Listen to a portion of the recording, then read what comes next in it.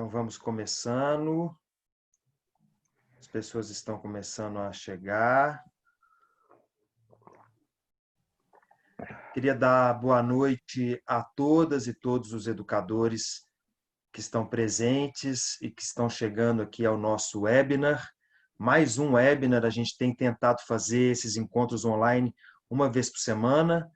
E hoje conversando e escutando uma pessoa que é referência em educação no Brasil e que vai falar sobre todo esse processo que estamos vivendo nas escolas, nas universidades, após a chegada da pandemia.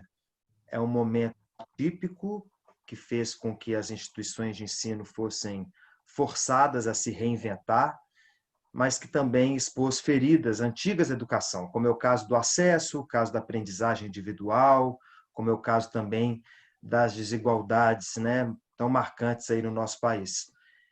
Desde que a atual diretoria assumiu o Sindicato das Escolas Particulares de Minas Gerais em 2018, nós iniciamos uma série de cursos e de palestras frequentes sobre os mais variados assuntos que se relacionam com a educação. Nós apostamos também na formação dos professores, já que são eles que garantem que o ensino e a aprendizagem seja de qualidade. Nós falamos sobre a inclusão dos alunos com deficiência, nós falamos sobre a BNCC, nós falamos sobre os desafios da escola para os próximos anos, diversos temas. Para vocês terem uma ideia, só no ano passado passaram presencialmente pelos nossos cursos e palestras mais de 7 mil educadores, educadores das escolas particulares, educadores das escolas públicas. Nós não fazemos essa diferenciação nesses cursos que a gente oferece. E agora, como a gente está impossibilitado de nos encontrar presencialmente, nós nos juntamos às diversas lives, webinars que tentam aí dar um alento aos educadores, um alento às escolas, aos diretores, professores, professoras, e também resgatar pessoas que já estavam convidadas anteriormente. O professor Renato Giannini era uma das pessoas confirmadas para estar presencialmente no primeiro semestre desse ano conosco no Cinep. Então, antes da gente começar, vamos ouvir, para dar as boas-vindas a todas e todos vocês, a presidente do Cinep Minas, Zuleika Reis, que vai dar algumas palavras aí de boas-vindas para os educadores e educadoras que estão presentes aqui com a gente hoje. Zuleika.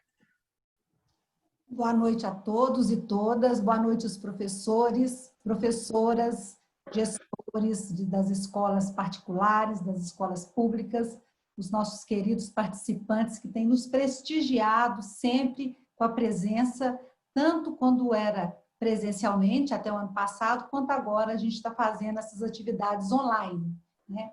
E esses momentos, eles são muito importantes e hoje a gente teve a honra de ouvir o professor Renato Giannini, né? E ele que vai nos falar aí sobre desafios desse período, que a gente sabe que tanto as escolas públicas quanto as escolas particulares viveram e vivem e continuarão vivendo aí por um período que a gente ainda não sabe mensurar o tempo, mas com certeza a gente ainda vai ter um tempo ainda de desafios para serem vencidos.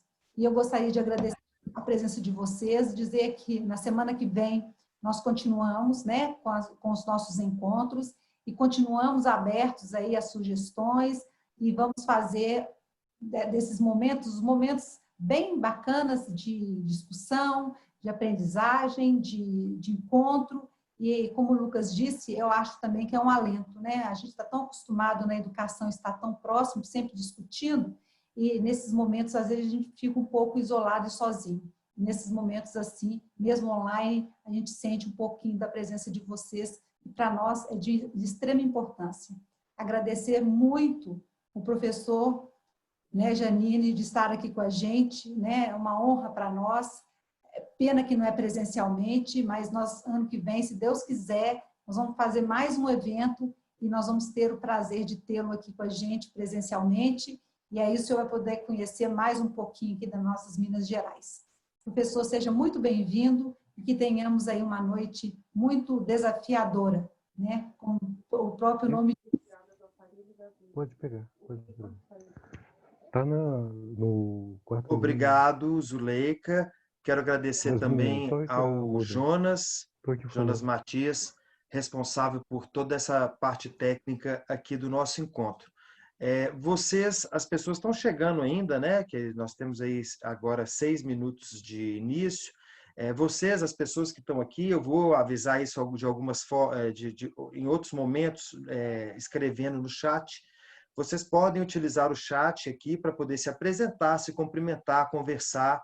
Mas as perguntas, como somos muitas pessoas inscritas, as perguntas, ao lado do ícone do chat, tem um Q&A, que se chama Questions and Answers, perguntas e respostas.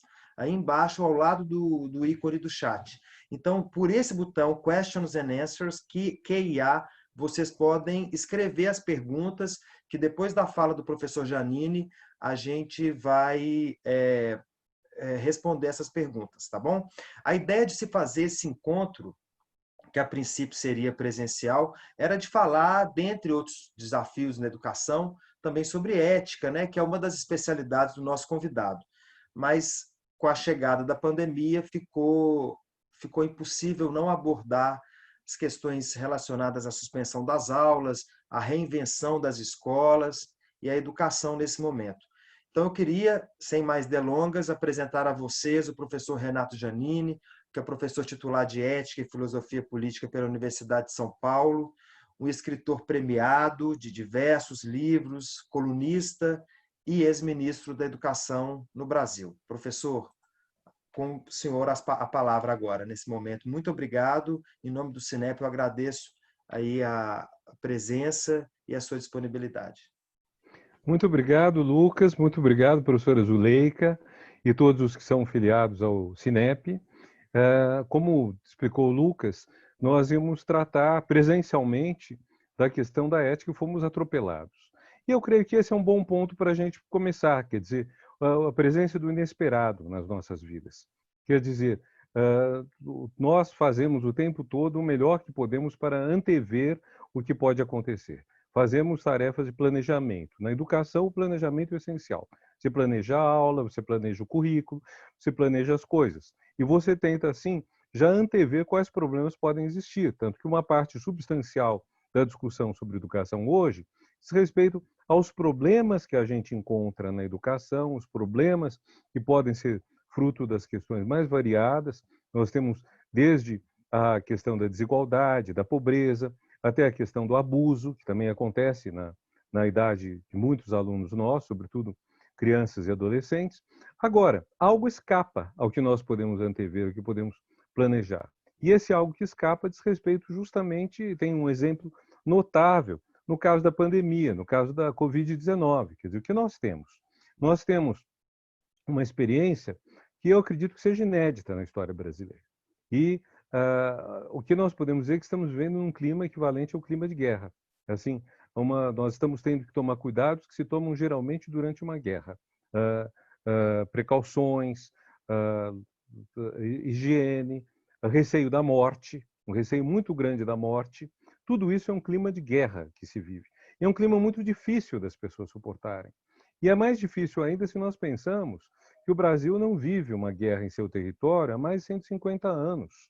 É mais ou menos em 1865, 66, ou seja, 154 anos, as últimas tropas paraguaias que tinham invadido o Brasil na Guerra do Paraguai voltaram ao seu território, deixaram as poucas regiões do Rio Grande do Sul e do atual Mato Grosso do Sul que tinham ocupado e voltaram para o seu território. Então, nós não temos experiência de guerra no Brasil há 1,5 séculos. Nós tivemos, durante a Segunda Guerra Mundial, o afundamento de vários navios, inclusive de passageiros, na costa brasileira, com muitas mortes, de civis, inclusive, atos infames praticados pela Alemanha nazista. Agora, em função disso, quando o Brasil entrou em guerra, me contou meu ex-sogro que morava no Rio de Janeiro na época e fazia um blackout no Rio para se proteger de um eventual ataque aéreo nazista, que era uma coisa quase impossível, porque para fazer um ataque aéreo ao Rio de Janeiro, os nazistas teriam que ter um porta-aviões no meio do Oceano Atlântico, não no meio, no Oceano Atlântico, perto da costa brasileira. Eles não se atreveram a fazer isso. Somente submarinos nazistas infestaram as águas do Atlântico Sul, não navios de maior porte, não navios mais perigosos, depois que a guerra realmente se efetivou. Estou dizendo isso para dizer, é uma experiência muito nova para nós. Mesmo nos países que passaram por guerra, é uma experiência difícil, diferente. Quer dizer, a guerra na Europa terminou há 75 anos, a Segunda Guerra Mundial. De lá para cá, na Europa, conflitos armados só houve na antiga Iugoslávia. O resto vive uma paz há 3/4 de século sem precedente na história europeia, sem precedência na história do mundo. Um continente ficar tanto tempo sem nenhuma guerra. Então, nós estamos hoje vivendo uma situação que exige ações de guerra, como se diz. Exige que você tome uma série de precauções, de cuidados, etc. E nem sempre você consegue convencer as pessoas disso. As pessoas ficam incomodadas, as pessoas sentem mal de estarem presas em casa, saem, às vezes, de maneira irresponsável. As fotos que houve do Leblon, as fotos que houve aqui em São Paulo da Vila Madalena, talvez em Belo Horizonte haja algo, embora a prefeitura tenha, desde o começo, tomado medidas muito sérias e corretas no enfrentamento do contágio, mas, de qualquer forma, o fato é que essa é uma experiência muito inédita. E nós temos que estar preparados na educação para lidar com a surpresa, com o inesperado. Acho que esse é um ponto crucial. Nós temos que preparar nossos alunos, as crianças, adolescentes, mesmo os jovens adultos do ensino superior, pensando sobretudo na graduação, temos que preparar as pessoas para o imprevisto. Hoje a vida tem muito imprevisto. Por mais que a gente tente planejar as coisas, prever as coisas, o elemento imprevisto e imprevisível é grande. Nem sempre é tão nefasto, tão grave quanto a questão da Covid. Mas ele pode ser um imprevisto até benéfico. Mas nós temos que formar alunos capazes de saírem do caminho que trilharam. Há um livro que eu gosto muito, chama Consciência de Zeno, de um escritor italiano, Ítalo Svevo. E o personagem principal, o Zeno, é um contador, numa época em que se fazia contabilidade com livros antigos, livros razão se chamava, e tinha uma coluna do dever e do haver, do que entra e do que sai de dinheiro numa firma. Então, isso era uma coisa que ele fez a vida toda. Nunca ele fez outra coisa da juventude até a velhice. Hoje é muito pouco provável que alguém vá fazer a mesma coisa da juventude até a velhice, sobretudo nas profissões mais bem remuneradas. E é desejável que todas as profissões adquiram esse potencial, essa capacidade de ir mais longe, de forma de remunerar melhor, de crescer melhor. Então, desculpem, o ponto de partida que eu quero dizer é o seguinte: nós estamos vivendo uma experiência muito difícil, mas que ao mesmo tempo deve nos ensinar alguma coisa, que é não podemos ficar simplesmente repetindo os mesmos gestos. Temos que nos preparar para as surpresas, para as mudanças, para tanto as difíceis quanto as positivas. E temos também que aprender o que pudermos aprender com a Covid. E eu pretendo voltar a isso depois, mais adiante nesta exposição. O ponto de partida inicial que eu quero enfatizar, depois dessa primeira colocação, é: quando voltarmos às aulas presenciais, nós não devemos fingir que nada aconteceu. Isso é a pior coisa que se faz quando se tem uma grande experiência na vida. É fingir que nada aconteceu, que se voltou à normalidade. Está se falando, inclusive, no novo normal.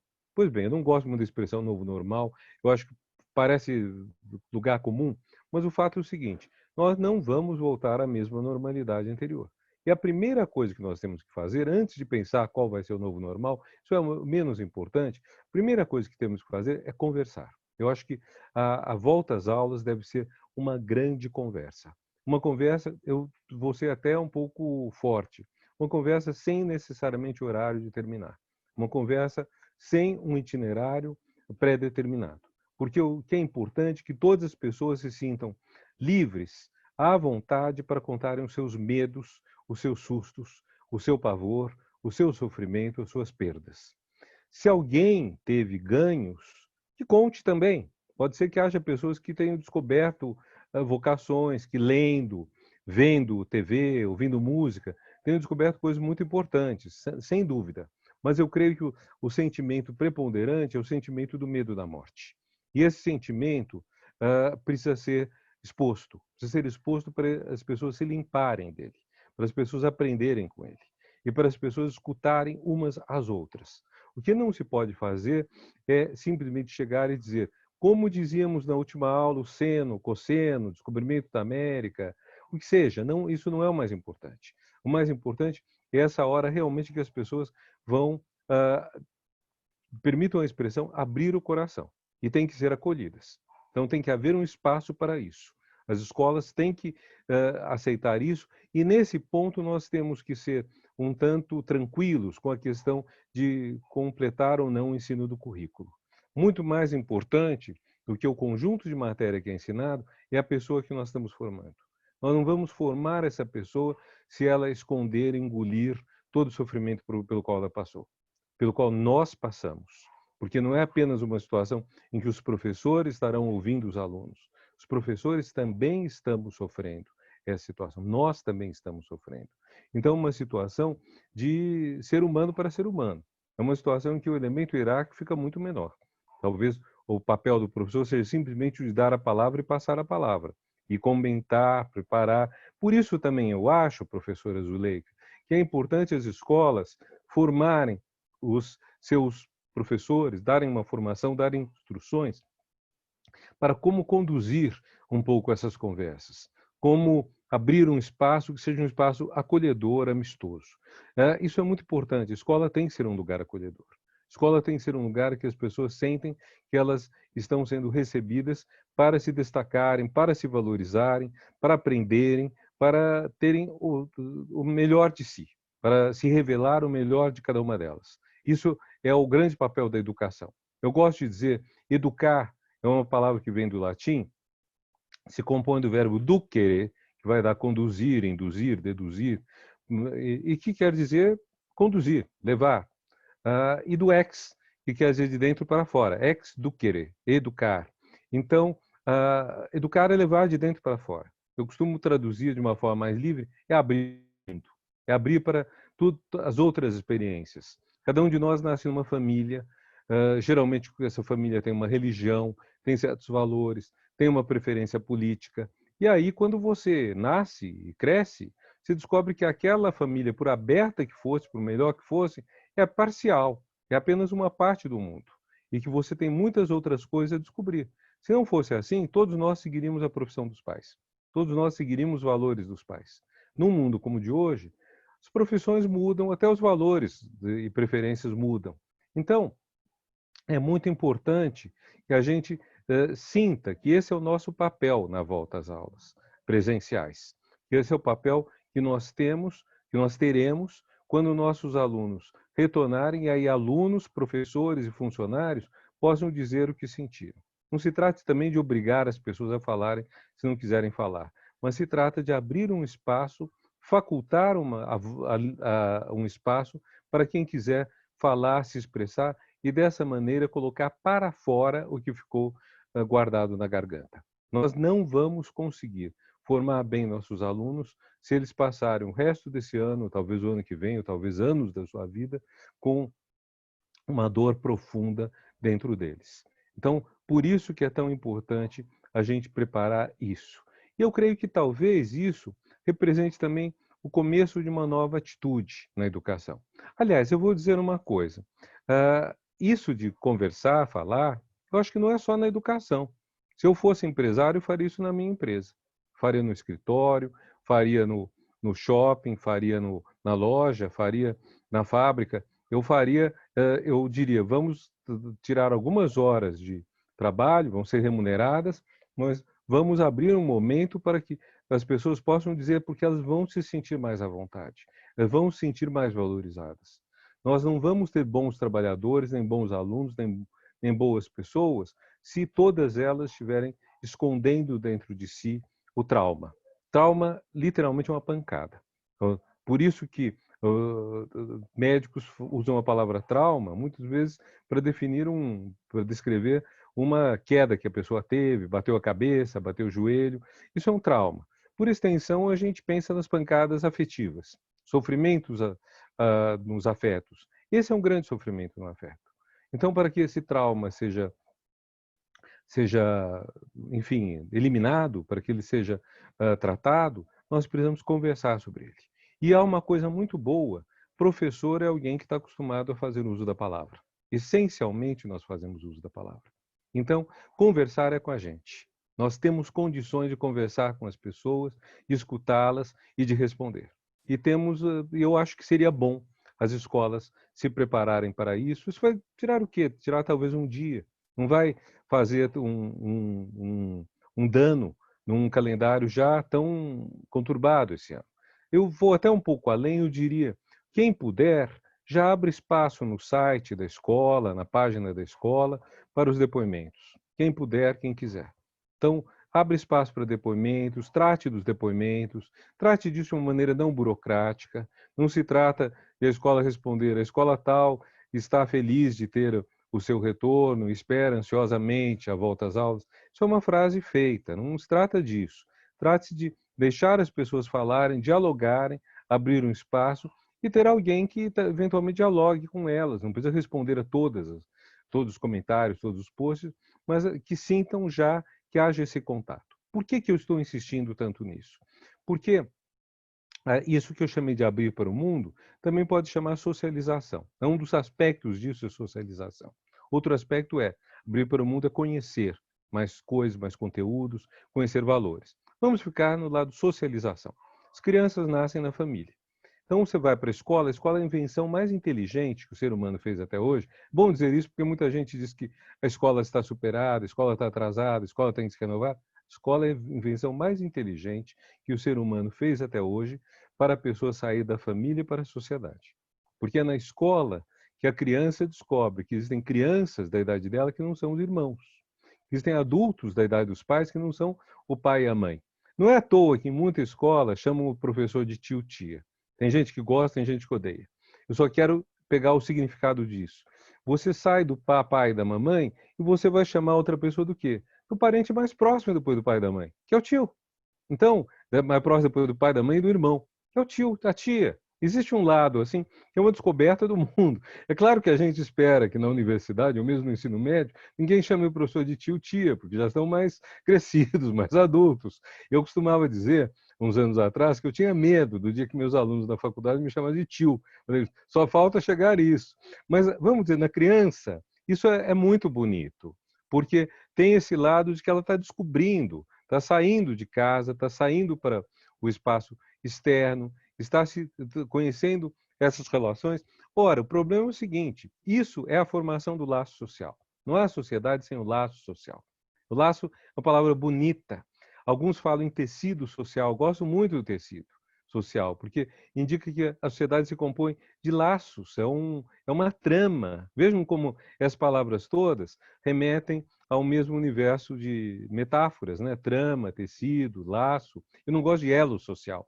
Elo social dá a ideia de uma prisão, de uma coisa que prende, um grilhão, né? Um ferro, não um tecido que é algo que se mexe, que é mais livre. Pois bem, um problema na sociedade atual é que o laço social ficou fraco. E por que ele ficou fraco? Porque as pessoas são mais livres. Então nós ganhamos em liberdade e perdemos em laço social, perdemos em segurança. Então, aquelas relações que eram para durar a vida toda, porque o casamento era indissolúvel e tudo mais, elas não duram mais a vida toda. Tem o lado positivo: se um casamento está ruim, não há obrigação das pessoas se manterem nele. Tem um lado que é liberdade, tem um lado que as pessoas se sentem mais, podem lutar pela sua felicidade. Tem outro lado que as pessoas ficam mais impacientes. Elas não têm mais tanta capacidade de refazer o que está ruim. Às vezes é mais fácil você romper do que começar uma coisa nova.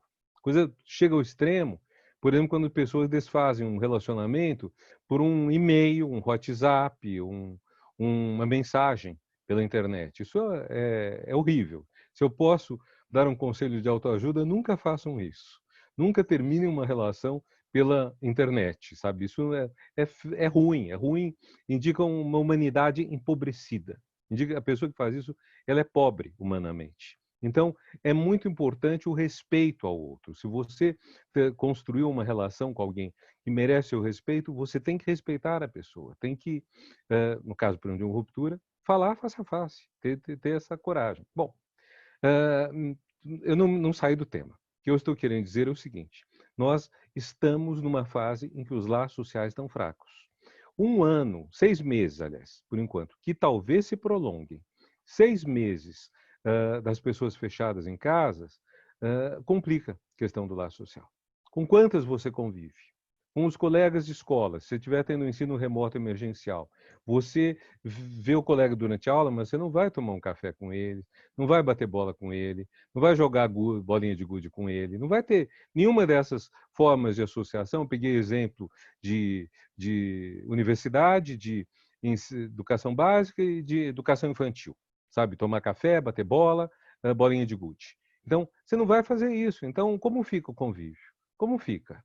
Quer dizer, como que isso enfraquece? As minhas enteadas, elas têm 7 anos, elas falam da janela de casa com a amiga delas na vizinhança. Elas passam, às vezes, 1 hora também em algum aplicativo, você pode ser o WhatsApp, o Facebook ou outros, falando com elas. Com outras amigas, elas se relacionam pelo TikTok. Então, você tem algum tipo de associação que está permanecendo, que eu acho muito importante. Eu acho que é muito importante a gente perceber que existe essa ligação.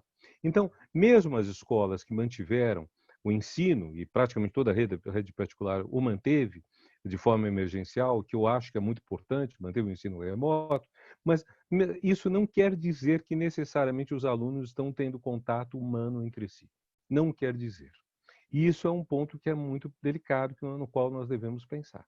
Se tivermos condições de fazer esses alunos terem contato entre si, seja por grupos de WhatsApp que permitam não só que eles tenham contato com os colegas da classe, mas que eles tenham contato eventualmente com 1, 2 ou 3 colegas específicos de quem gostam mais e mantenham isso, tudo que possa ser feito nessa direção é positivo.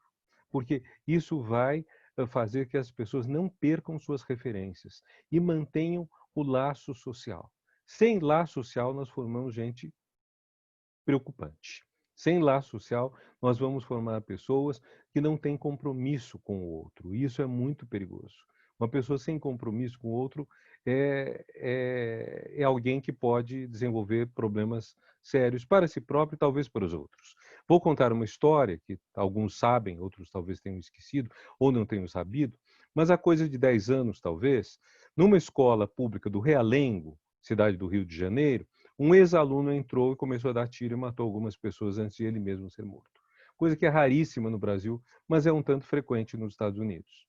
E aí, quando viram, era um aluno que tinha sofrido, sabe? Tinha sofrido profundamente, um aluno fechado, que não tinha contato, não tinha desenvolvido amizade.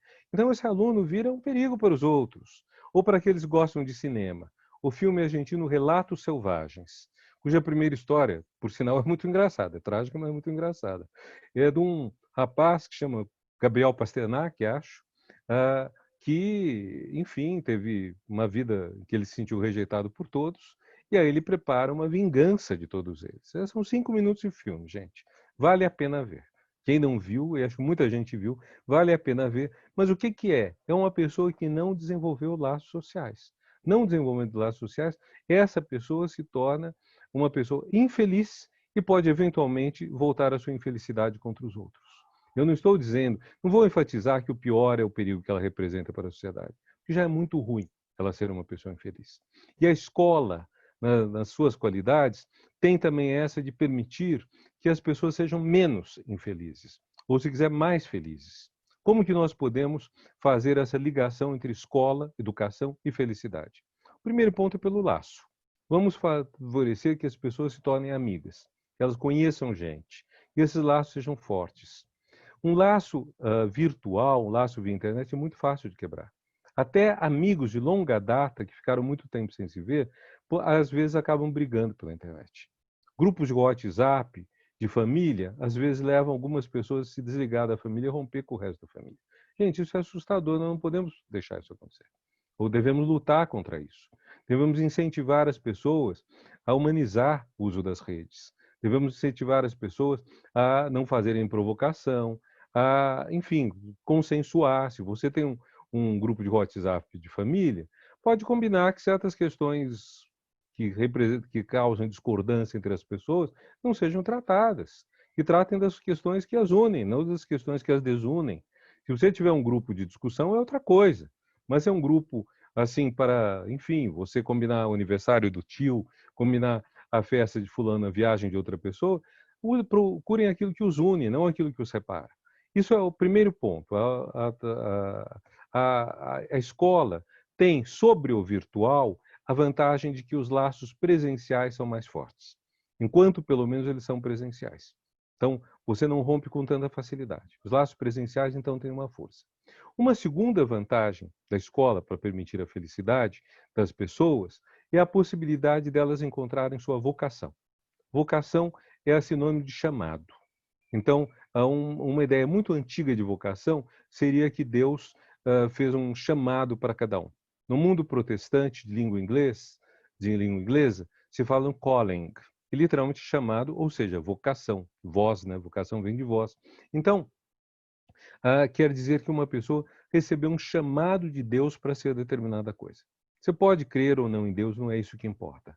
O que importa é, as pessoas têm vocações, são como se fossem chamados que Deus ou a natureza, ou talvez mesmo a formação da pessoa, dirigiram a ela. E a escola tem uma grande chance de fazer eclodir essa vocação.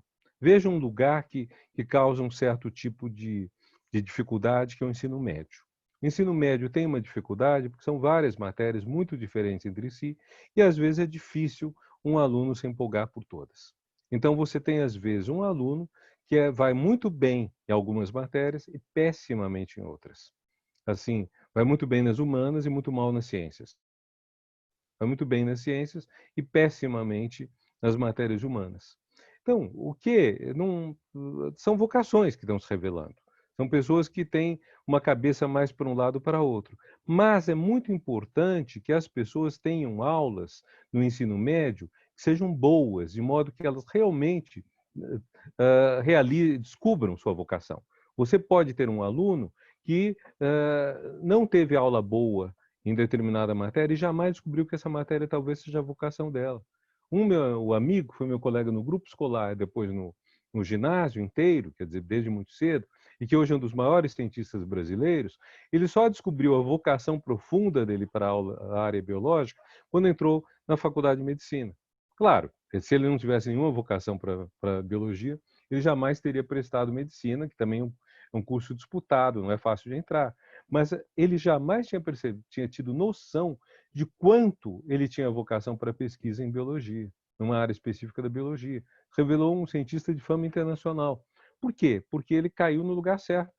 Antes disso, ele também teve aula no colégio, no ensino médio, com professores bons, que permitiram a ele descobrir essa qualidade. Imaginem que ele tivesse tido um péssimo professor de biologia. Talvez ele prestasse outra coisa qualquer. Me disse uma vez, eu pensava que eu ia ser bancário. Um exagero, né? Uma pessoa que vai fazer faculdade de medicina dificilmente vai atender em caixa de banco. Mas há uma coisa interessante que é como você faz que as pessoas no ensino médio possam ter acesso ao bom conhecimento dizem que são 13, não sei de cabeça, matérias que elas têm, de modo que elas possam testar uma por uma e saber, eu gosto disso, não gosto disso. Sou bom nisso, sou bom naquilo. Veja, eu não sou fanático da reprovação de aluno. Eu acho que no ensino médio essa questão tem que ser muito bem considerada, porque às vezes é realmente uma questão de vocação. Tem alunos que realmente, certas matérias, eles não vão passar. Não vão passar, talvez seja um exagero. Não irão bem. Então você tem que entender isso, que a vocação deles não está se revelando. Mas é grave quando a vocação não se revela. É grave quando a pessoa não descobre a vocação. E isso faz parte desse papel que a escola tem, que a educação tem, de promover a felicidade das pessoas. A minha felicidade será maior se eu estiver numa profissão na qual eu me realizo. E eu fico feliz de estar falando para a gente que lida com educação. Porque uma das profissões, tem algumas profissões que você pode exercer não gostando delas. E tem algumas profissões que é impossível você ser bom se não gostar. Uma delas é de professor. Muito difícil alguém ser um bom professor não gostando de dar aula, não gostando de aluno. Muito difícil, eu diria impossível. Eu só não digo impossível porque existem algumas exceções raríssimas.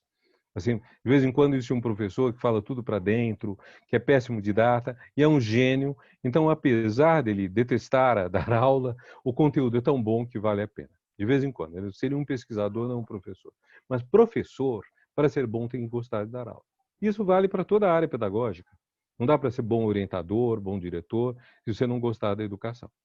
Outras profissões, e aí entra num pacote enorme, a área de saúde. Muito difícil alguém se realizar na área de saúde se não gostar de gente, se não gostar da saúde.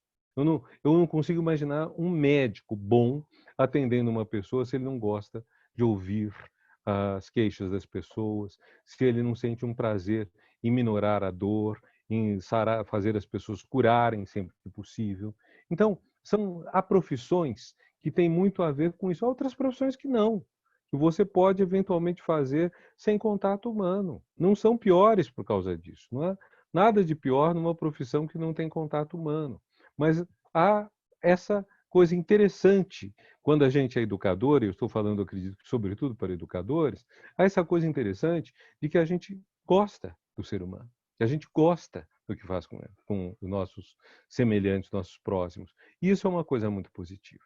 Bom, eu falei um pouco do ensino médio. Tinha a intenção de falar de cada nível de ensino alguma coisa. Então, vamos pensar a educação infantil. A educação infantil é uma das que mais padece com o distanciamento, porque é meio difícil você educar a criança à distância. Isso supõe, geralmente, que você tenha alguém que, antes de mais nada, que esteja perto da criança, que exige que ela preste atenção, porque as crianças são muito desatentas. Então, que a criança não saia o tempo todo à frente da tela, que ela não se afaste. Então, geralmente, o pai, a mãe, que nessa altura muitos deles estão em casa, que incentive isso. E eu aproveito para dizer que é muito importante o pai e a mãe incentivarem na educação. Isso não quer dizer necessariamente o pai e a mãe explicarem ou fazerem lição com o filho. Se puderem, ótimo. Não fazerem em lugar do filho, fazerem com o filho, incentivarem. Se puderem, ótimo. Mas um traço de nosso tempo é que as pessoas que estão sendo educadas hoje vão mais longe que seus pais. Elas têm uma educação maior que seus pais. Há muito pai que está sendo superado pelos filhos. E os pais bons, eles ficam felizes quando o filho vai à frente deles, quando o filho supera. Eles se sentem realizados de sentir que entregaram para o filho algo melhor do que receberam e que o filho vai melhorar isso. Agora, não precisa, então, o pai saber explicar. O que o pai precisa é estimular o filho para o valor da educação. Dizer, filho, isso é muito importante. Sabe? Ou pode dizer, filho, isso é muito importante. Muito do que eu sou eu devo à educação que eu recebi. Ou dizer, filho, eu não tive a oportunidade de ter toda a educação que eu queria e eu acho que um presente importante que eu estou dando para você é você ter essa educação, você poder crescer graças a isso, você poder conhecer mais o mundo, ter uma profissão melhor, mas também ter uma vida mais rica, sabe? Isso é o amor que eu tenho por você, me faz te dar isso. Então, acho que é muito importante o pai estimular o filho a se educar. Eu conheci uma história terrível, aconteceu com vizinhos meus. Quando houve o plano Collor, eles tiraram os filhos da escola em que estavam e mudaram para uma escola mais barata. Eu até ajudei a ver, falei, olha, proposta pedagógica de uma, proposta de outra, eles falaram, não, é só uma questão de dinheiro. Tiraram, em fevereiro, os filhos da escola em que estavam, em abril, trocaram os carros do pai e da mãe por carro 0 quilômetro. Que mensagem eles passaram para os filhos?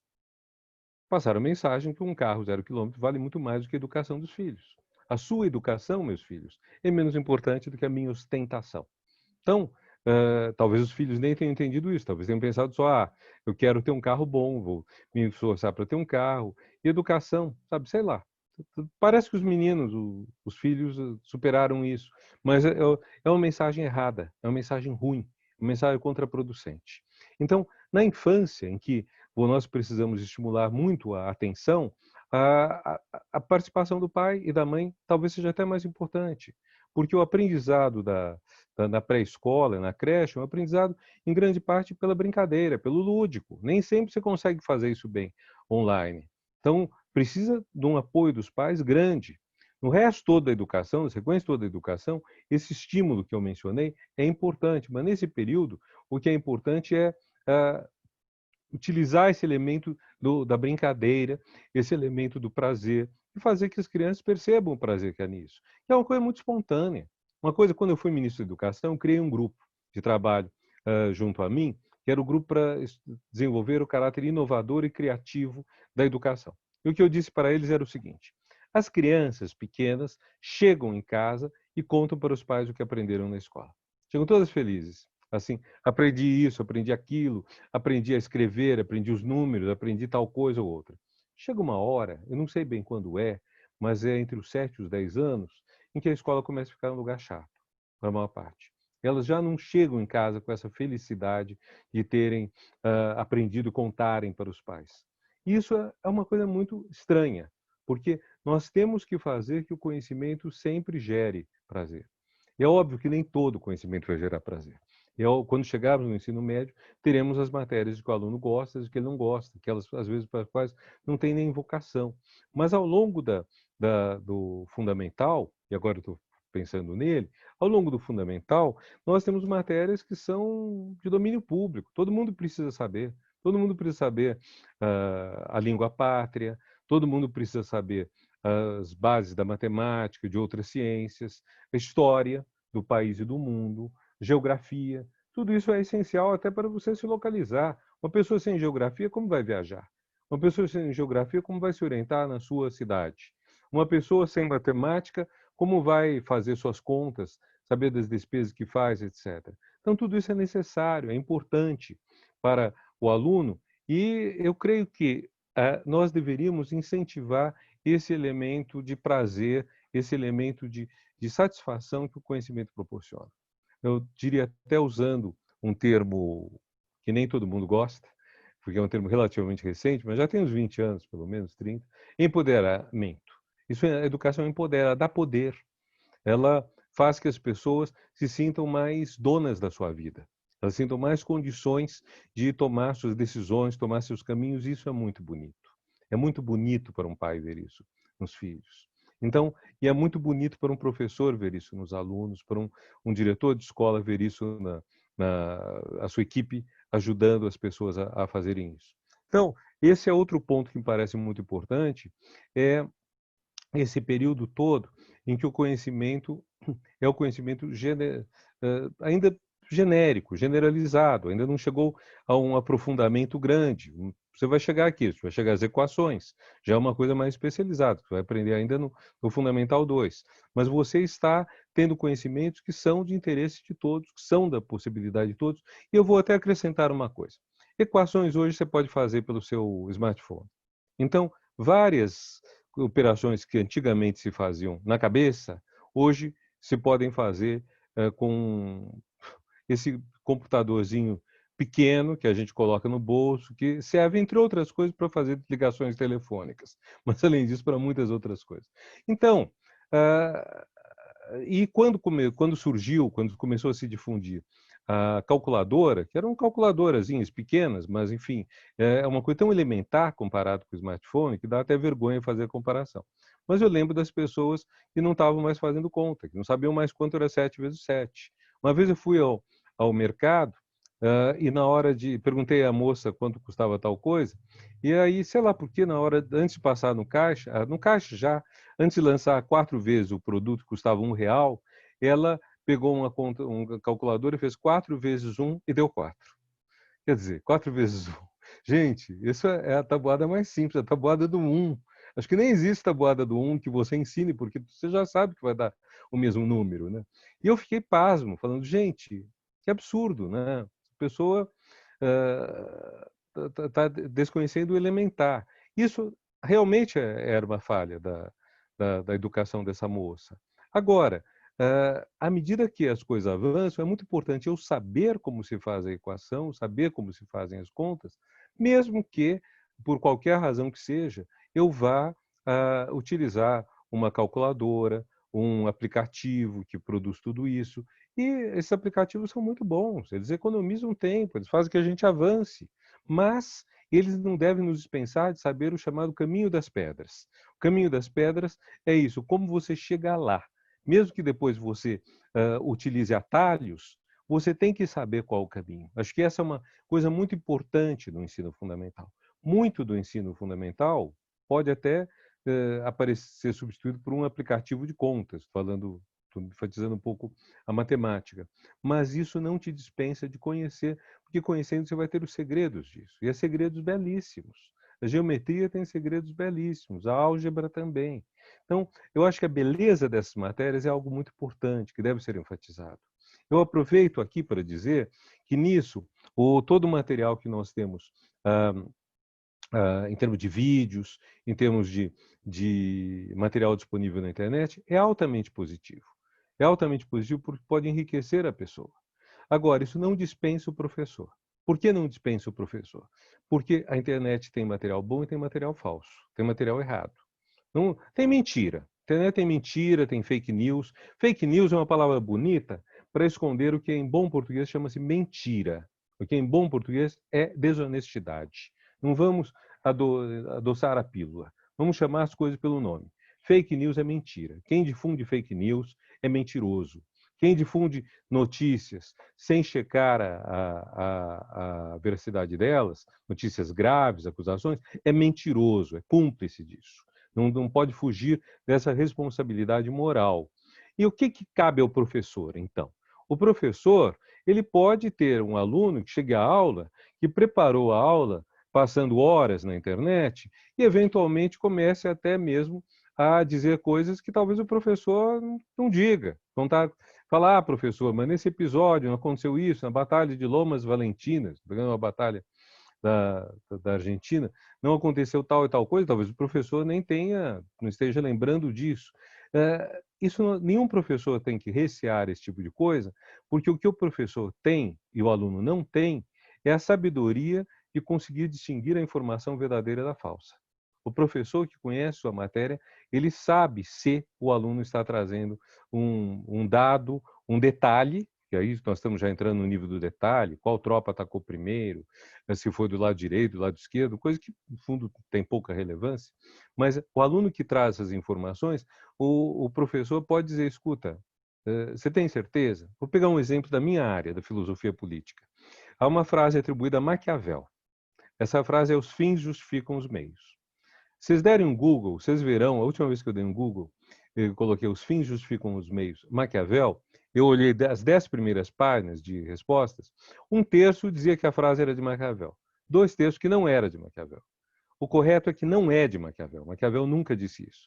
Então ganhou pela maioria a verdade. Mas 1 terço é um número volumoso de informação falsa na internet. Então, o que o professor sabe na matéria dele? Ele sabe se aquele site, aqueles dados são bons ou maus. Sabe se aquilo tem qualidade ou se é ruim. Então, é muito bom a gente estimular os alunos, ainda mais no momento como o atual, a acessarem sites, a verem vídeos, mas procurar primeiro vídeos sérios, por exemplo, Academia Khan, ou outros vídeos, Coursera, muitos vídeos brasileiros de excelente qualidade, que dão conhecimento nas mais diversas áreas, mas também o professor poderá ser quem vai dizer, gente, certas informações são falsas, certas coisas são erradas, e uma dica boa, tudo que estimule o ódio ou o preconceito, geralmente é errado. Além de eticamente defeituoso, geralmente o conteúdo é errado. E há muito site que dá esse tipo de coisa. E o professor não pode fazer isso. Aliás, um professor não deve, no meu entender, fazer pregação política, religiosa, pode falar de ética, sim, mas em política e religião, o que o professor pode e deve é expor as opções que existem.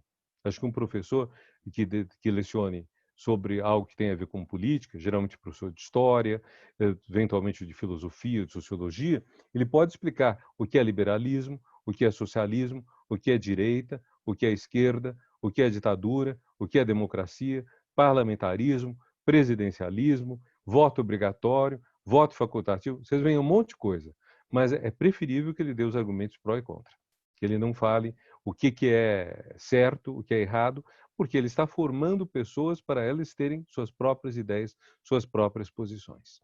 Então, e com isso nós estamos chegando a uma fase, eu volto um pouco ao ensino médio. O ensino médio tem uma coisa que é importante, ele é difícil, porque ele tem muita matéria, algumas das quais não agradam a todos. Ele também vem junto com a maioridade eleitoral, no segundo ano do ensino médio, provavelmente todos os alunos já estão podendo votar. Ao terminarem o ensino médio, os alunos ou já podem ou estão na iminência de se tornar maiores de idade e terem, então, todos os direitos que a maioridade introduz, especialmente o grande direito que é o de firmar contratos. Contrato de compra e venda, contrato de aluguel e casamento, que é também um contrato. Eu acho que uma coisa que a gente devia fortalecer no ensino médio, quem sabe, noutra ocasião, quando a gente falar de ética, se a gente tiver essa oportunidade no ano que vem, a gente desenvolve mais isso, eu acho que é muito importante formar as pessoas para a ideia de compromisso. Quer dizer, nós estamos com alunos durante 3 anos, de 15 a 18 anos, em nossas salas, e provavelmente nós não ensinaremos a ele o que é fazer um contrato, o que são os compromissos envolvidos, que tipos de compromisso, por que você deve ser honesto, por que você deve ter cuidados ao assinar um documento, porque aos 18 anos, vamos convir, é muito cedo para certo tipo de compromisso. É muito cedo para assinar certos contratos. A pessoa pode não ter ainda uma experiência de vida, pode se comprometer a coisas que depois lhe causem problemas. Eu acho que esse é um ponto que eu diria, está faltando na educação brasileira.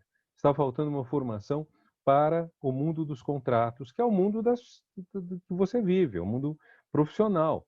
Você ser contratado funcionário, contratado para um emprego, contratar uma compra e venda, tudo isso é contrato. Quando eu entro numa loja e peço um produto e pago por ele, isso é um contrato que se executa no ato, mas é um contrato, é uma troca. Nós temos que formar as pessoas para isso, isso é muito importante. Finalmente, vou falar um pouco de ensino superior, porque aqui há pessoas que estão lidando já com ele, educadores de ensino superior. O ensino superior, ele já está para além da obrigatoriedade legal de ensino.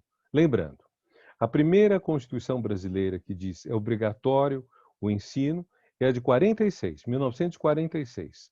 Faz o quê? Faz menos de 80 anos. E ela diz dos 7 aos 10 anos. Em 1969 é coexistente, dos 7 aos 14 anos. Em 2009 passa aí dos 4 aos 17 anos. Vejam, 4 anos em 46, 8 anos em 69 e chegou a 14 anos agora. Nós temos uma situação em que os 9 anos do fundamental têm praticamente 100% de matrícula, então êxito na integração, na inclusão dos alunos. Os 2 anos de pré-escola, que são obrigatórios, têm algo como 75% de matrícula. Os 3 anos do médio também têm em torno disso, sendo que aí você tem o fenômeno da evasão. Apenas uma parte dos que entram termina. 70, 75 é a maior parte, é um êxito, temos chegado a isso, mas quer dizer que não universalizamos completamente ainda. E temos que universalizar, seja no ensino público, seja no privado. Agora, a faculdade está fora da obrigatoriedade de ensino. Então, a faculdade é algo que as pessoas fazem se querem e se podem.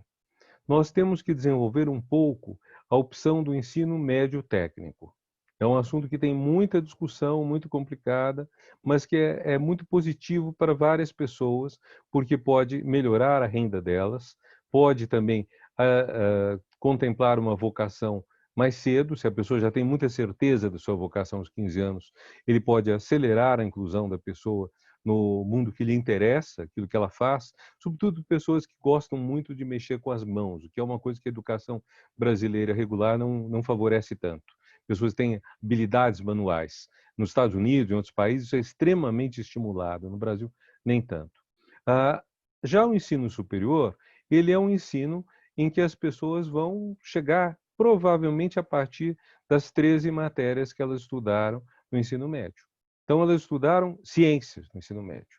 E aí vão fazer faculdades que, na maior parte, não são de ciências. As faculdades mais frequentadas no Brasil, como Direito, Administração e Pedagogia, que tem 1/4 dos 8 milhões de alunos do ensino universitário, essas 4 faculdades, nenhuma corresponde a uma ciência. Não é curso de Biologia, curso de Física, curso de Filosofia.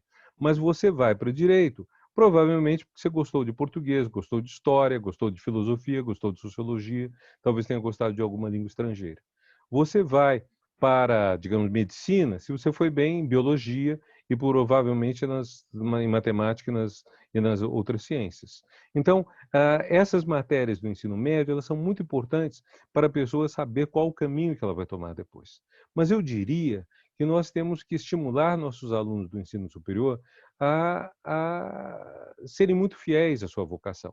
Quer dizer, eles perceberem se estão ou não estão no caminho certo. Nós devemos ver se eles eventualmente quiserem mudar de curso, nós temos que facilitar essa mudança de curso em vez de dificultá-la. Eu sei que isso é muito difícil, é muito complicado, porque envolve toda uma burocracia. Mas eu acho que seria interessante a gente favorecer uma formação mais múltipla. Há uma coisa nos Estados Unidos que é muito legal, que é a existência da major e da minor. Quer dizer, você tem a maior e a menor, traduzindo ao pé da letra. Então, eu faço o curso universitário e a minha maior é, digamos, física. E a minha menor é, digamos, letras germânicas. Então, não precisa nem ter relação entre si. Eu tenho uma formação principal e uma formação secundária. Mas a formação secundária também é boa. Porque tem uma coisa, e eu acho que talvez eu pare por aí, tem uma coisa que é importante para a gente ter tempo de discussão, tem uma coisa que é importante na formação educacional, é o seguinte: você não está formando a pessoa para uma especialidade, você está formando a pessoa. Então, ao formar a pessoa, ela aprende a aprender. Então, se eu aprendo a aprender, então o segundo curso que eu faça vai me tomar menos tempo do que o primeiro, se o nível de dificuldade, se o nível de conteúdo for igual, porque eu já aprendi a aprender. Isso a gente fala, sobretudo, no caso do mestrado e doutorado. Mestrado e doutorado ensinam a pessoa a pesquisar. Então, se você aprendeu a fazer pesquisa em física e depois você quer fazer decidiu deixar a física e ir para, de novo, pegar letras germânicas, alemão, você já sabe pesquisar. Então, você vai pesquisar em alemão a partir da forma de pesquisar que você aprendeu em física, que é diferente. Mas a ideia de pesquisar, que tem a ver com curiosidade, indagação, checar os fatos, procurar a bibliografia, isso é muito parecido. E eu estou dizendo, a educação, ela tem esse lado. Qualquer que seja o conteúdo, há uma coisa em comum em todas as matérias, em todos os cursos, em todas as aulas dadas direito, que é o seguinte: está despertando sua curiosidade e está despertando sua capacidade de indagar, de pesquisar, qualquer que seja o nível da pesquisa. O nível da pesquisa de doutorado é um. A pesquisa que a gente pede para menina de 6, 7 anos, no começo do fundamental, é outro nível, muito mais simples. Mas para aquela idade, é tão complexo, é tão difícil quanto para o adulto fazer o doutorado. Olha, gente, eu fico impressionado com a inteligência das crianças pequenas. Fico impressionado, porque eu tenho certeza que os primeiros anos de vida têm um esforço mental talvez muito maior do que num doutorado. As pessoas estão aprendendo tudo. Quando a gente pensa que a criança aprende a língua a partir praticamente do nada, quer dizer, ela aprende tudo isso que depois a gente vai chamar de substantivo, verbo, que ela vai aprender no fundamental que nome tem, mas ela já sabe falar com 3, 4 anos, tudo isso. É uma coisa fabulosa, esse aprendizado, essa curiosidade, essa descoberta do mundo, essa curiosidade da criança. Por isso que eu volto. A paixão de conhecer está muito ligada à curiosidade, essa curiosidade diante do mundo. E eu acho que se eu posso resumir o que deve ser o papel do professor, deve ser nunca abafar a curiosidade. Ao contrário, deve ser aumentar a curiosidade. Quanto mais os nossos alunos tenham curiosidade, quanto mais indaguem, quanto mais perguntem, melhor. E o que nós podemos fazer não é dar respostas, é melhorar a qualidade das perguntas. Nossos alunos trarão perguntas e nós vamos responder? Sim, vamos. Agora, tem perguntas que não tem como responder, porque talvez não haja ainda resposta, ou as respostas mudem com o avanço da ciência. Agora, se nós pudermos fazer que eles coloquem melhor as questões, que eles saiam de perguntas banais para entrar em perguntas melhores, nós faremos um grande avanço. Então, acho que o nosso trabalho é um trabalho muito facilitado por algumas características que eu insisti. O amor à profissão, a curiosidade da criança, que a gente deve manter, a importância da escola e da educação para desenvolver o laço social, a importância da escola e da educação para tornarem as pessoas mais felizes. Tudo isso está no nosso universo. E eu acho que a gente pode apostar nisso tudo com um certo otimismo. Apesar da dificuldade da Covid, apesar disso tudo, uma boa parte disso a gente pode manter no ensino remoto e, quando voltarmos ao presencial, é bom a gente estar tinindo com toda essa garra que a educação nos traz. Então, muito obrigado a vocês. Agora são as suas perguntas. Eu acredito que o Q e A tem algumas e que o Lucas, então, talvez a professora Zuleika também queiram colocar outras. Obrigado. Professor Renato, é um prazer te escutar, e eu acho que o senhor levantou tantos questionamentos interessantes que eu acho que assim, que dá pano para manga para a gente discutir durante um bom tempo. Professor Renato Giannini, então vamos começar a responder essas perguntas, já lembrando as pessoas que as perguntas devem ser feitas por esse botão Q&A, que é o Questions and Answers, que está aí do lado do botão do chat. Então, as pessoas que quiserem fazer as perguntas, escrevem lá, tá bom? Vamos para a primeira pergunta, que é da Kátia Madureira, e ela diz o seguinte: professor Renato Giannini, os laços sociais citados pelo senhor estavam ou não estavam meio frouxos, mesmo antes da pandemia? Diante do seu sim ou do seu não, como isso se refletiu nas relações pessoais e profissionais durante a pandemia? Bom, como eu comentei, uma sociedade que tem mais liberdade, como a nossa, ela afrouxa os laços sociais, porque as pessoas têm mais facilidade de deixá-los, de largá-los, de começar um outro tipo de vida. Então, o laço social já tá frouxo já. Na nossa sociedade, é uma sociedade de laços sociais enfraquecidos. Então, esse é um grande problema, que exige de nós que procuremos o tempo todo fortalecê-los. Nós como professores, mas nós também como indivíduos, nós como parte desses laços sociais. Quer dizer, eu preciso constantemente reaquecer os laços que eu tenho com as pessoas a quem eu quero bem.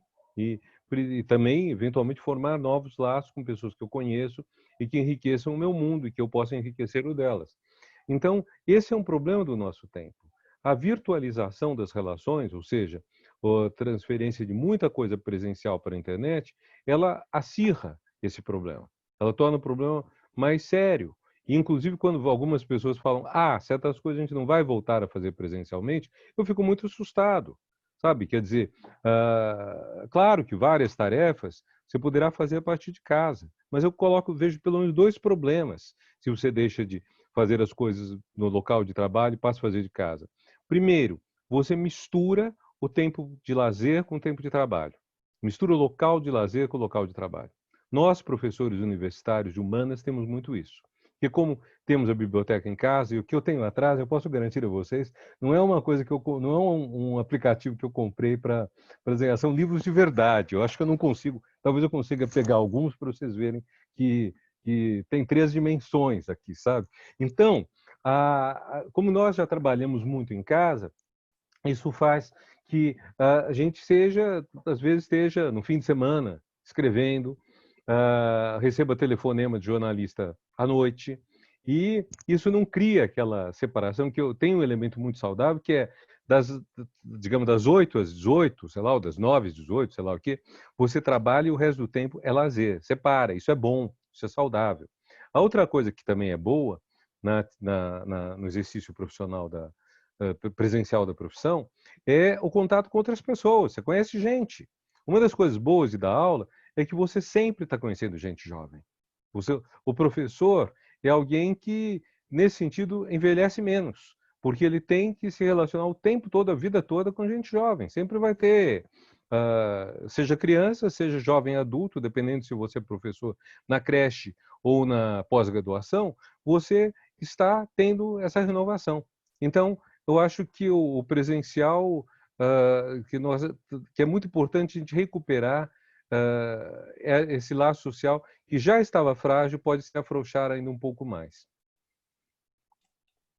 Tá certo. Professor, agora uma pergunta da Márcia Rezende. A Márcia é uma pessoa que fez vários cursos de formação para professores e educadores em relação à inclusão de pessoas com deficiência na escola. E a Márcia pergunta o seguinte: professor, de uma forma geral, como é que o senhor sugere que seja feito o acolhimento dos estudantes com deficiência ou necessidades educacionais especiais, né, E dentro desse contexto da pandemia, o que o senhor sugere que seja feito num contexto que é tão difícil, né? Já é difícil para os estudantes de forma geral, então, assim, eu acredito que para os estudantes com deficiência seja ainda mais um desafio, né? Olhe, Márcia, nesse assunto eu não sou especialista e há muita discussão específica sobre isso. Há duas grandes posições, dependendo também do tipo de deficiência.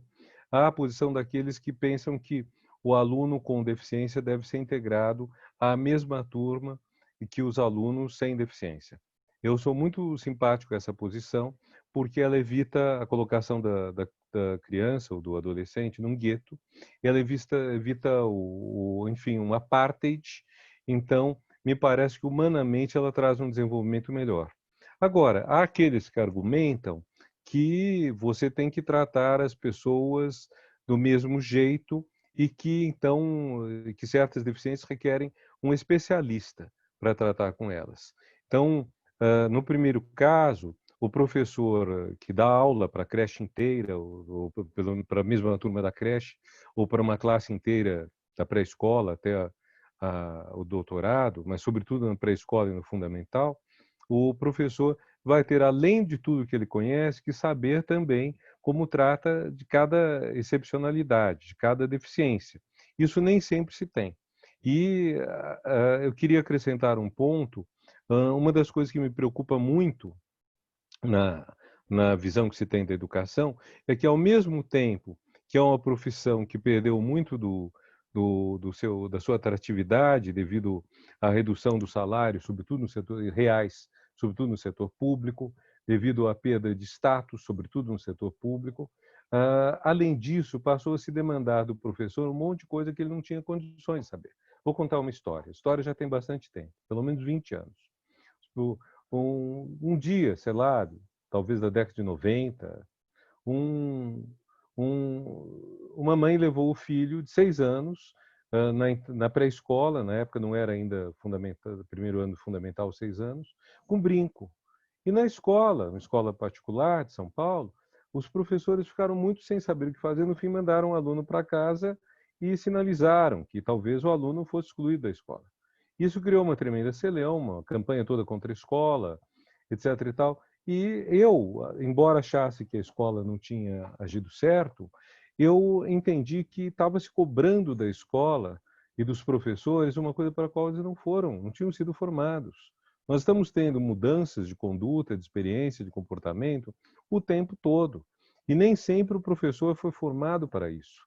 O professor não teve uma aula de brincos, entendeu? Então, hoje, isso daí que eu estou falando parece uma banalidade, quer dizer, não tem sentido. Você não demanda nenhuma preocupação, nenhum tratamento especial, você ter um menino com brinco na sua sala de aula, tatuado, sei lá o quê. Mas haverá certamente outras surpresas que chegarão ao professor e que o professor nem sempre terá sido formado para lidar com elas. Então, nós temos que ter todo o respeito ao professor. Nós não queremos professores autoritários, não queremos professores ditadores, mas nós queremos professores que sejam respeitados no que eles fazem. E acho que essa dificuldade tem que ser entendida, que nem sempre o professor sabe tudo. Então, quando você tem alunos com deficiências, é muito importante qualificar o professor para isso. Ou seja, é importante que o professor seja informado com antecedência disso, que ele tenha a seu alcance elementos para cuidar desse aluno. É importante que as escolas saibam que existe essa possibilidade, inclusive essa obrigação legal de acolher todos os alunos. Então, por um lado, a escola tem que ser acolhedora. Por outro lado, nós não podemos pedir o impossível, nós temos que ajudar o professor.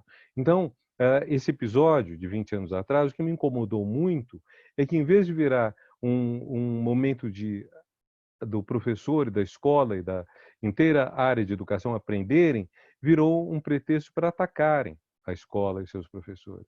Isso eu não concordo. Professor, o Cláudio Mendes, ele pergunta se as respostas dadas ao momento atual, né, a esse contexto todo que a gente está vivendo, podem dar impulso a mudanças positivas e duradouras na educação, né? Quais seriam essas mudanças? E aí eu emendo com uma pergunta minha, que a escola, ela carregava, né? Assim, a gente não voltou ainda para saber se continua carregando, mas a escola carregava muitos elementos que remetiam ali àquele surgimento no século XIX, aquela disposição da sala de aula, né? Uma escola muito tradicional. Quer dizer, o senhor acha que a escola pós-pandemia ela vai mudar definitivamente?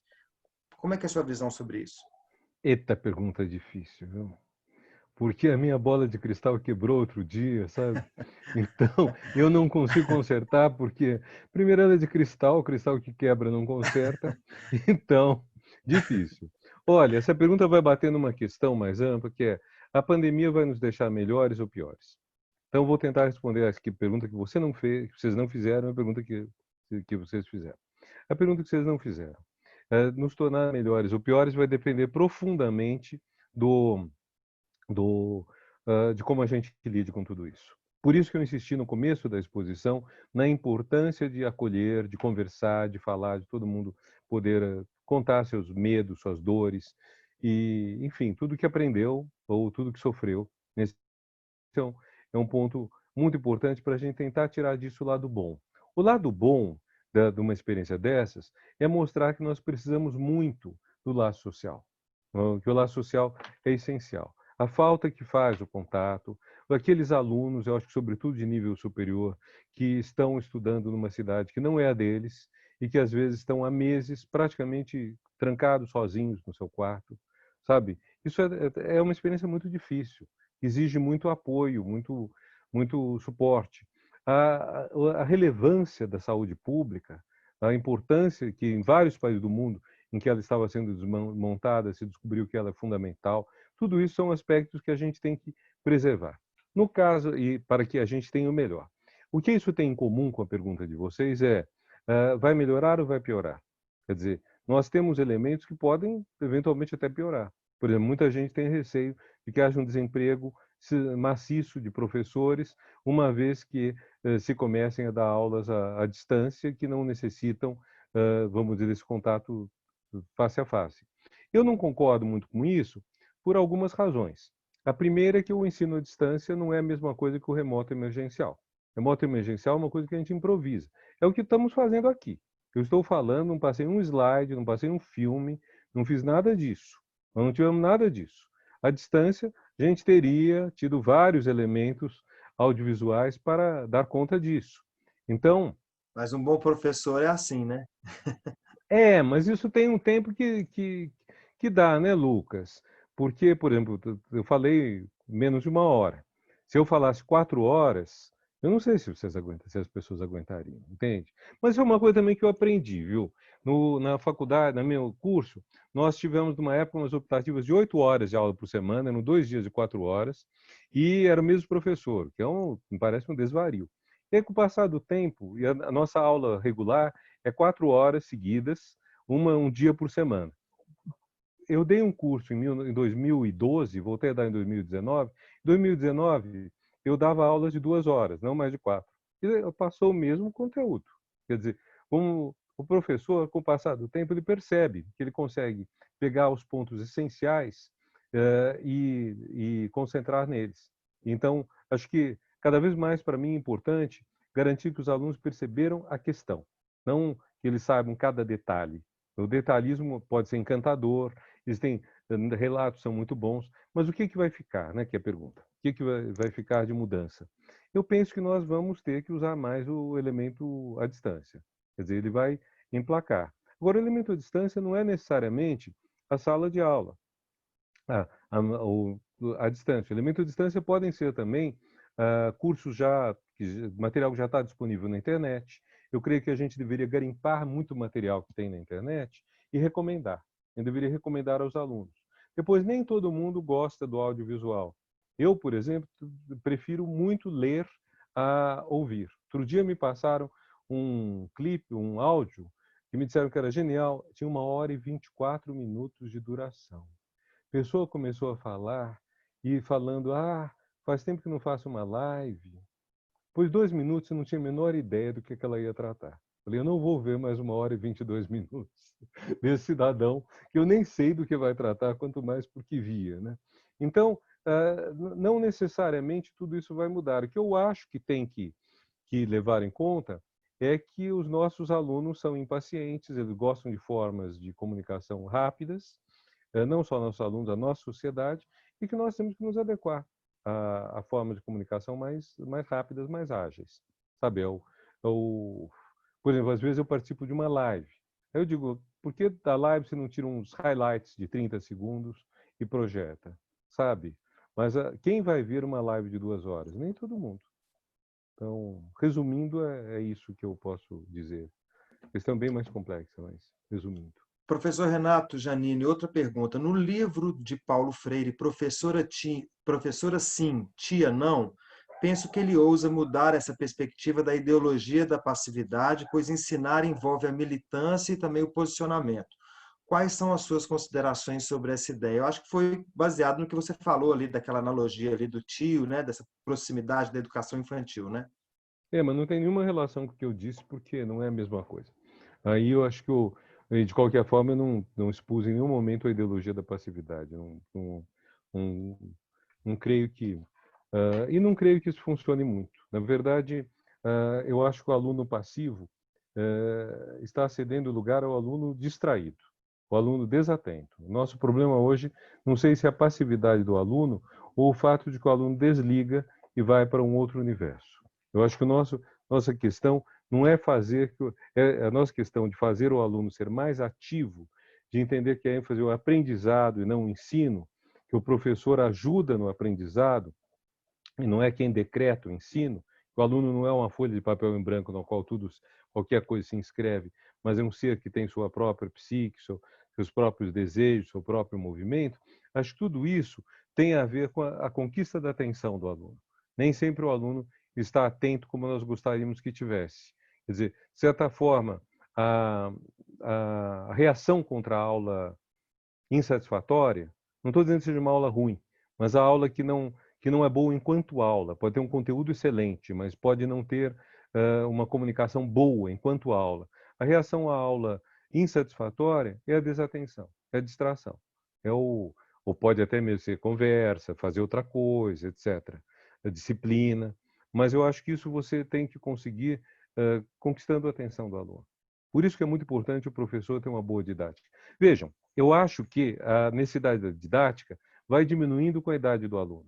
Quer dizer, um professor de mestrado, doutorado, se ele não tiver didática, não é problema, porque nessa altura o aluno está empenhado na pesquisa dele, na tese dele. Ele vai atrás. Então, aí o aluno é o sujeito da busca do conhecimento. Agora, um aluno de graduação é misto. Então, é bom ele ter professores com boa didática, mas se não tiver, ele já é adulto o suficiente para ir atrás. Agora, nos anos de formação, sobretudo até os 14 anos, até o fim do fundamental, do 0 aos 14, eu acho que a didática do professor é essencial. E eu diria que no ensino médio ajuda muito, quer dizer, você identificar as matérias que você gosta, que tem a ver com sua vocação, que é o desafio do ensino médio, se a didática do professor for boa, ajuda muito. Vamos lá. Professor, o Simão Pedro Marinho, o Simão Pedro, ele é professor da PUC, aqui, PUC Minas, e ele é coordenador do programa de pós-graduação em educação da PUC Minas, que inclusive eu faço parte, que eu faço mestrado na PUC, e ele é um professor muito querido. E aí ele faz um comentário, né, que, assim, que é absolutamente essencial termos clara a distinção entre o ensino remoto, que se adota na emergência, ainda que não se sabe quanto durará, e a educação à distância. O ensino remoto que constatamos é a virtualização da aula expositiva, processo síncrono que mantém os dias e horários das aulas na escola quando em atividades presenciais. Tem essa diferença mesmo, é sempre bom ressaltar, sempre se fala muito em ensino à distância, acho que é o nome que a gente tem, né? Assim, falar de ou ensino remoto, né? Não, mas tem toda a razão. Tá certo o que ele diz. Eu usei o termo todo de ensino remoto emergencial. É isso que nós estamos tendo. Apenas eu acho que a formulação dele é um pouco dura com o ensino remoto. O ensino remoto foi o que se tornou possível nessa situação. Se nós não tivéssemos a tecnologia da internet, não tivéssemos a internet, nós teríamos passado esses meses todos paralisados, sem nada a fazer. Quer dizer, nós não teríamos contato nenhum, professor-aluno, não teríamos feito reuniões, as pesquisas, assim, congressos, encontros que houve à distância, não teria havido. Então, eu acho que isso representa um desafio para você melhorar a qualidade e saber implantar o ensino à distância. Agora, também, nada disso quer dizer que o ensino presencial deva acabar. E, enfim, eu só acho que a gente pode fazer todas as críticas ao governo, sobretudo federal, que não assumiu o papel que ele devia ter tomado nessa questão. Não liderou o processo, não teve projeto de colocar a banda larga para as crianças de escolas, crianças mais pobres, que geralmente não têm banda larga, não tem espaço em casa onde possam tranquilamente assistir uma aula à distância. Às vezes nem tem um equipamento próprio, um smartphone que seja, delas mesmas para assistir a aula. E tudo isso o governo federal poderia ter orientado, poderia ter feito.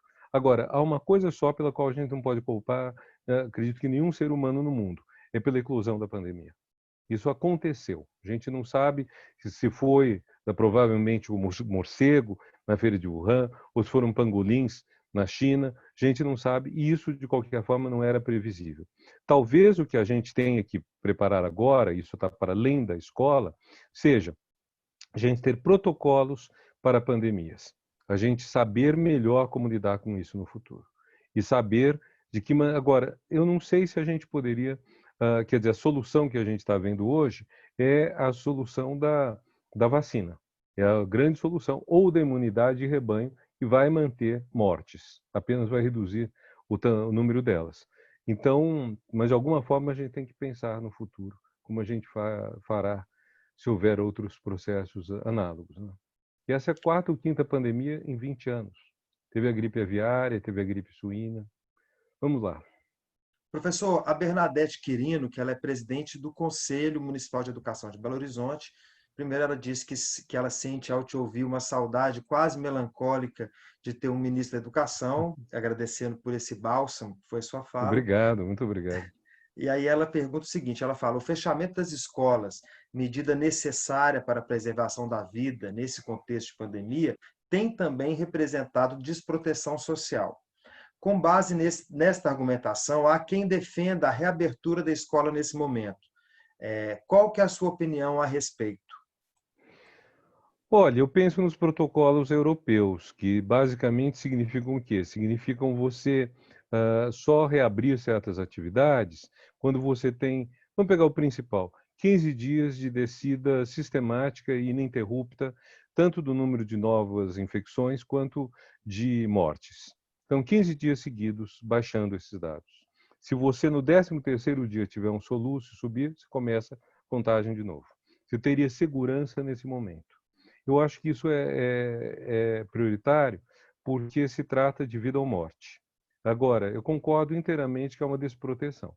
Concordo, há muitos problemas, a falta de merenda para muita gente vulnerável. Há uma senhora que eu conheço, que trabalha para meu vizinho, está em casa agora, no município dela, que é adjacente a São Paulo, mandaram por e-mail ou por WhatsApp o que ela tem que imprimir para a filha dela, que tem 7 anos, está na escola. Teria que ir numa lan house e imprimir, ela não tem dinheiro para isso. Quer dizer, veja a insensatez da atitude, veja o impacto que isso tudo tem, sobretudo para os alunos das escolas públicas e sobretudo para os mais carentes. É muito grave. Isso realmente aí faz falta um governo que tenha sensibilidade social, um governo que tenha compromisso com o Brasil. Aí faz falta. Professor, a Márcia Maria Vasconcelos, ela pergunta, ela fala o seguinte, o senhor disse que as crianças perdem um pouco do encantamento quando saem da educação infantil. O que pode acontecer? Será a didática, a metodologia ou o conteudismo? Em relação da criança não chegar em casa entusiasmada, contando o que aprendeu na escola.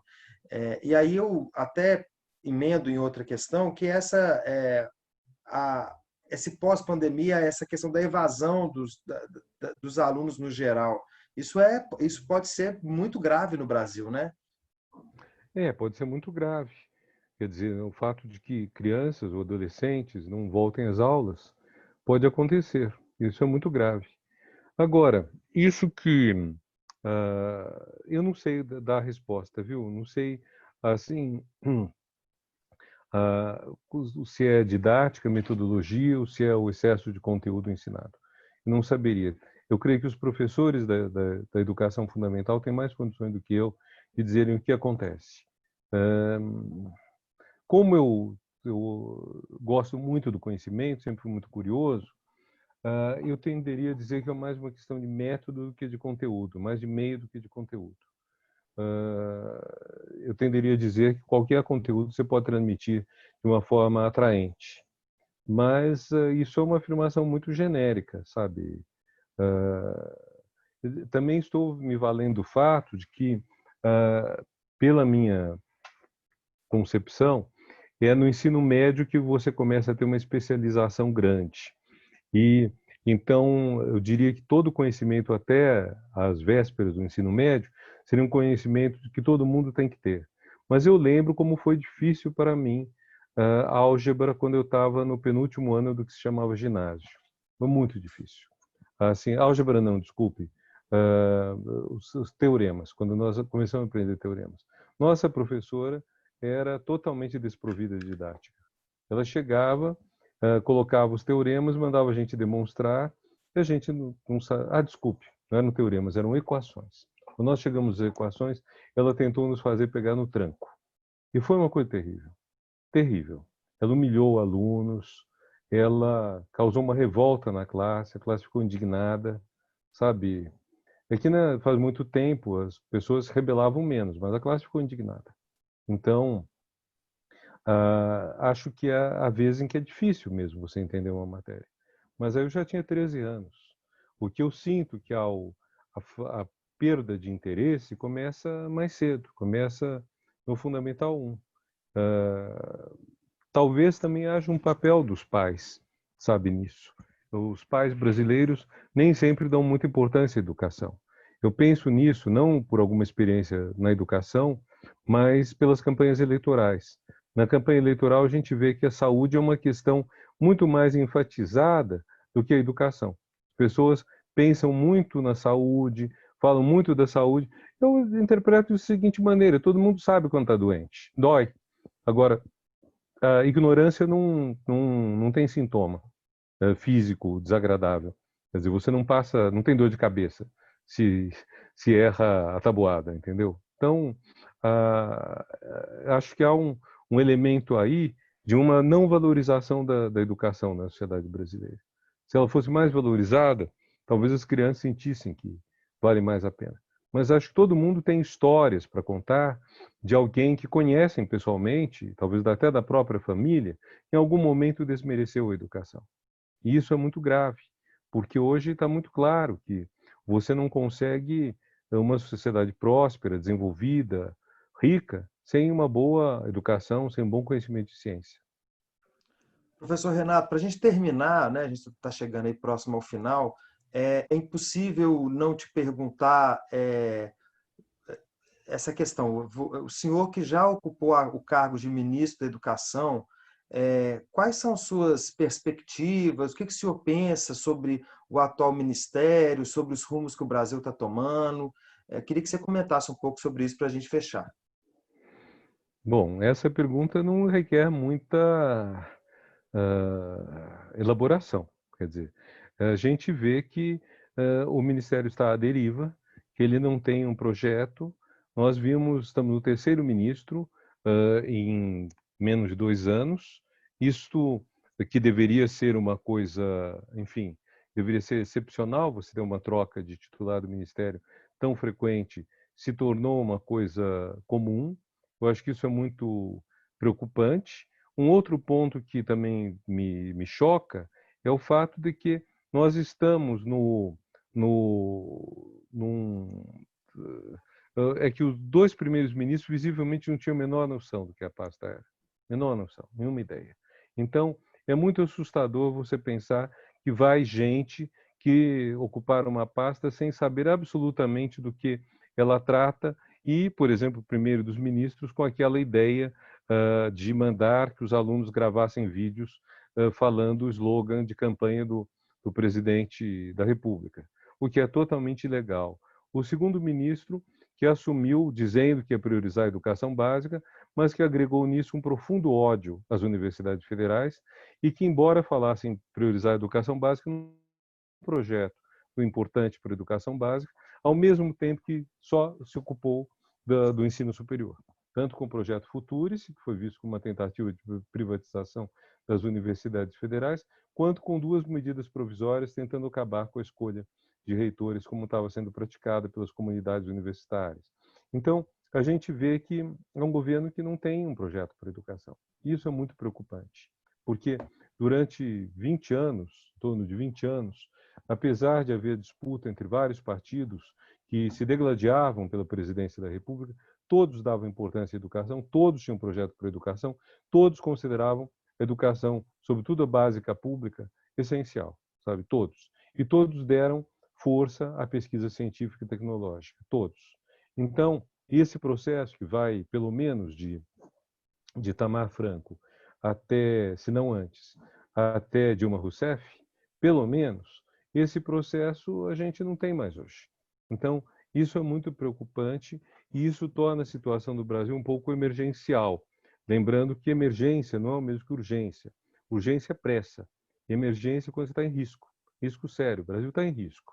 Está em risco de colapso. E a educação, a ciência, a pesquisa estão em risco de colapso. Quando a gente vê que vai reduzir a verba do Ministério da Educação e do Ministério da Saúde para o ano que vem, ao mesmo tempo que aumenta a verba do Ministério da Defesa, sendo que, eu repito, há 150 anos não temos guerra em nosso território, então é assustador. Quer dizer, o que isso quer dizer? Tem uma pandemia e vai tirar dinheiro da saúde? Tem uma situação grave da educação, em que os professores estão fazendo as tripas coração para segurar essa onda toda e vão tirar dinheiro. Então, eu estou muito preocupado, viu, Lucas? Muito preocupado. Assuntos aí para a gente, uma próxima oportunidade também para conversar mais, né? A gente espera dias melhores, né, professor? Queria Eu te espero, agradecer. mas acho que as pessoas... Bom, fale aí, eu Não, concluo. Por não pode favor. falar, pode Não, concluir, professor. eu quero então agradecer, antes de tudo, agradecer a oportunidade e dizer às pessoas que, apesar da dificuldade, nós estamos numa dificuldade com um governo que, infelizmente, não tem um programa para educação, um governo federal. Alguns governos estaduais têm, muitos municípios têm. Nós temos essas dificuldades.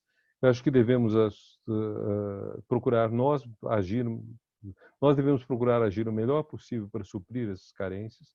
Devemos nos organizar para garantir a importância da educação e para garantir também a preservação das vidas. Acho que isso é uma questão fundamental hoje, a gente preservar as vidas e a saúde das pessoas. E acho que não podemos esmorecer. Quer dizer, não é porque o momento está difícil que nós estamos perdendo tudo que foi construído no Brasil. As últimas décadas representaram um avanço na educação. Quando a gente vê as falhas que ainda tem a educação brasileira e são numerosas, a gente tem que lembrar de que patamar a gente partiu, que foi um patamar muito, muito ruim, muito atrasado.